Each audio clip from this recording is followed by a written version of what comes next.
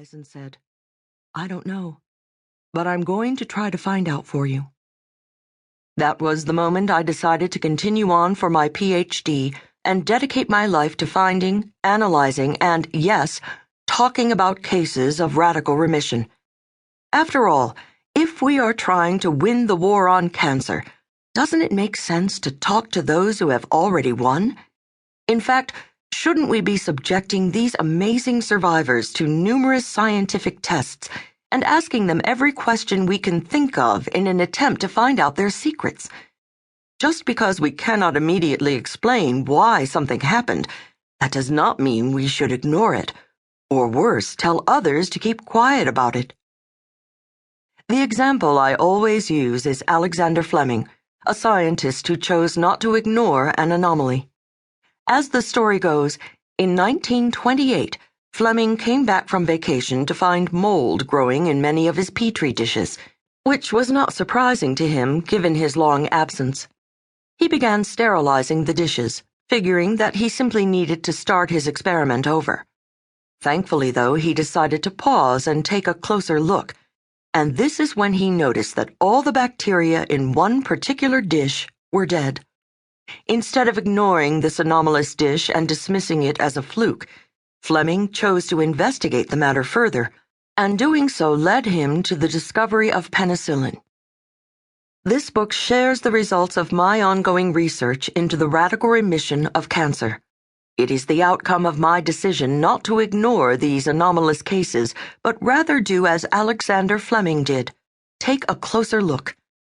However, I will first give you a bit of my own background, so you can better understand where I am coming from and what inspired me to dedicate my life to this topic.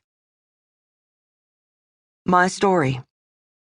My experience with cancer began when my uncle was diagnosed with leukemia when I was 3. His disease was a long, drawn-out process that lasted 5 years, casting a shadow over our family gatherings and making all of us young cousins incredibly afraid of that mysterious illness called cancer. He eventually died when I was 8, leaving my 9-year-old cousin fatherless. That's when I learned that daddies could die of cancer. A few years later, when I was only 14, a close friend of mine was diagnosed with stomach cancer just after our 8th grade graduation. In shock, our small Wisconsin town instantly rallied around him, boosting him up with numerous pancake breakfast fundraisers and hospital visits. Some of my friends were hopeful, but I could not ignore that feeling of dread deep inside my stomach. After all, I had seen this before. Following 2 long and side-effect-filled years, my friend died at the age of 16. Our entire community attended his funeral, and over the next few years my other friends and I would go to his gravesite regularly to leave flowers. His death taught me that absolutely anyone could die of cancer at any time. While earning my undergraduate degree at Harvard University, I was introduced to complementary medicine, yoga, and meditation for the first time. These strange practices and ideas made me start to question my previously held beliefs about the mind and body being separate, and I slowly began to practice yoga.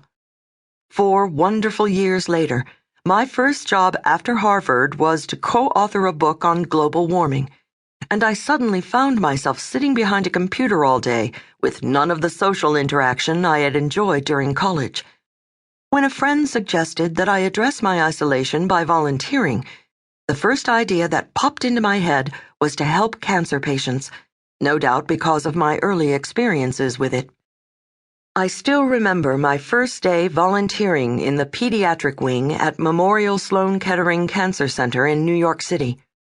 All I did was play Monopoly with some children who were receiving intravenous chemotherapy, but the depth of meaning I felt by helping them forget about their disease for a few hours was truly life-changing. I knew I had found my calling, and after a few more weeks of volunteering, I was already researching graduate school programs. I attended the University of California at Berkeley for my master's degree in oncology social work, with a specialized focus in counseling cancer patients. While attending graduate school, my interest in complementary medicine deepened.